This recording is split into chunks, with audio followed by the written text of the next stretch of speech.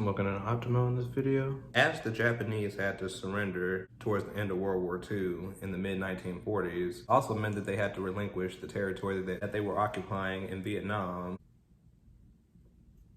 basically on behalf of the French. So they have to relinquish this land and territory they are occupying in Vietnam because they've just lost in World War II. They've surrendered to the United States. At this point in time, Ho Chi Minh, the prime minister of Vietnam at the time, he sends a letter to Harry Truman. And this is how the military-industrial complex and the deep state, this is how they staged the Vietnam War. Not only staged the Vietnam War, but they propelled it and kept it going. They kept a letter that Ho Chi Minh had wrote, the prime minister of Vietnam at the time. He had wrote to Harry Truman. In the letter, Ho Chi Minh is reciting the Declaration of Independence, signifying that he wants to do business with the United States, signifying that he wants to unify with the United States, have tranquility and peace, and move forward together in terms of unity, doing business with one another, and being allies, actually, to be honest with you. But this letter never makes it to Harry Truman's desk.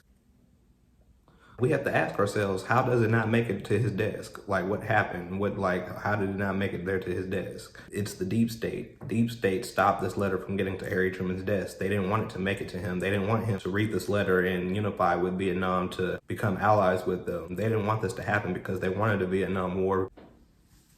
You may recall the Deep State / Trumanite Network, they were created to avoid situations like World War II. This is the inception of them. Like I said, this is when they were actually created. So around the time that they were actually created, to stop this letter from making it to the president's desk, France decides they want to recolonize Vietnam. They decide they want it as theirs. They decide they want to go back into it and take it over as their territory, have it as a colony of theirs. So the United States, they back and fund France. They help France try to take on this effort, try to retake Vietnam, try to take the country over as theirs, land that technically isn't theirs, but the United States wants to engage in this because the narrative and the notion was at the time that if Vietnam falls to communism, that it'll be a domino effect and this will be a global effect. When Vietnam goes to war with France, they show that they aren't bitches. They show that they aren't cowards. They actually fend off their territory and their land. It got to the point to where France had to retreat and pull back their troops to the South Vietnam. And they say, hey, United States, this is actually too much. This is more than what we thought. They're better than we thought. So we're just gonna hand this off to you guys and let you take this on. That's exactly what happened.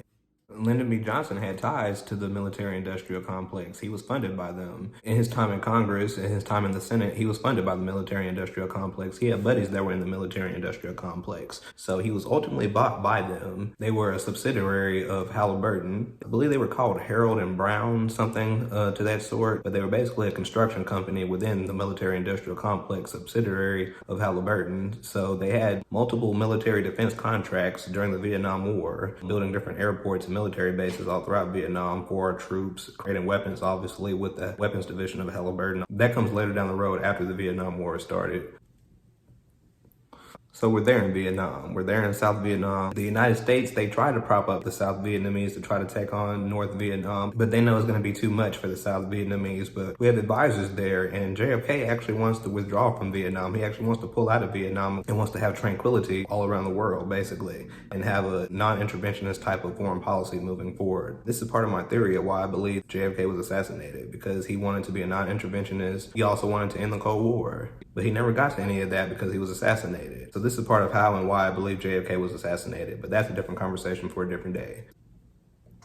There are multiple incidences that were fabricated in the Gulf of Tonkin with some of our U.S. naval ships. The United States say that the North Vietnamese, they were threatening the United States naval ships with their torpedoes in the Gulf of Tonkin. The United States, they supposedly send out a warning shot on multiple occasions to the Northern Vietnamese saying, hey, back up, don't come any closer. And this is part of the imperialistic, authoritarian nature of the United States.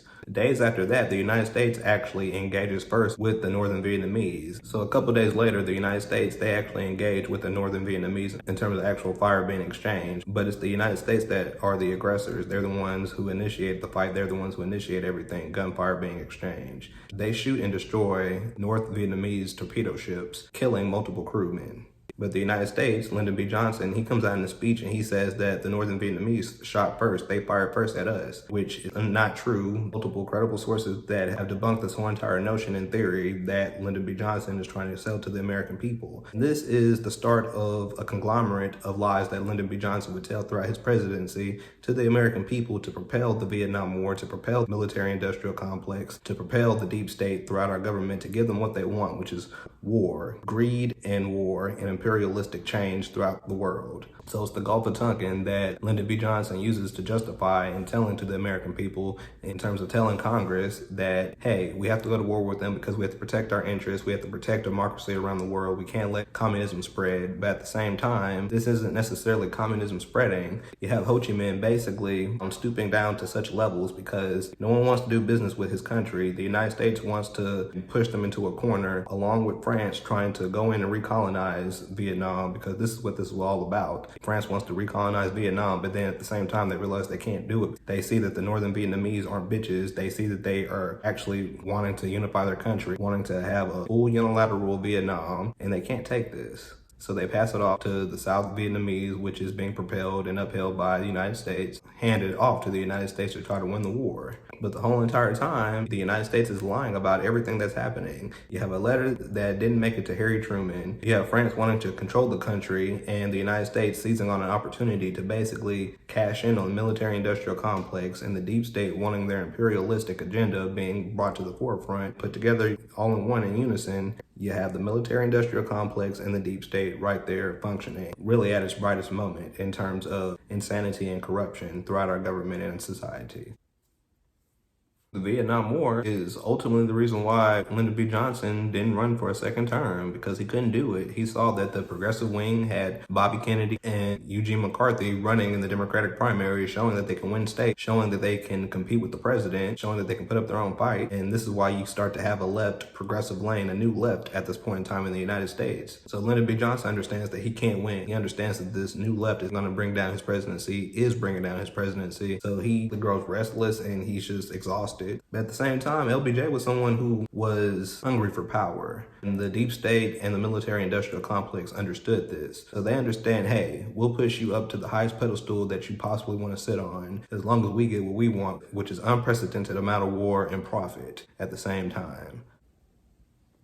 So in 1968, he decides not to run. He decides he can't do it. And the Vietnam War is not ended until 2 presidents later. And when the war is over, when the war starts dying down in the mid-1970s during Gerald Ford, the United States basically goes out in shame. Our troops have to retreat to the U.S. Embassy there in South Vietnam. The United States basically goes out sad, basically fleeing the country, taking as many South Vietnamese people with them. A chaotic scene that they created in Vietnam when Ho Chi Minh wanted a unified Vietnam. A chaotic scene that the United States and France combined put together created. Trying to go foreign territory, take over land that isn't theirs, use their resources, smack them and spit in their face, and you expect them to be happy with you. What do you think is going to happen? They're going to stoop down and fall down to levels of communism when you have third world countries that really had no other choice.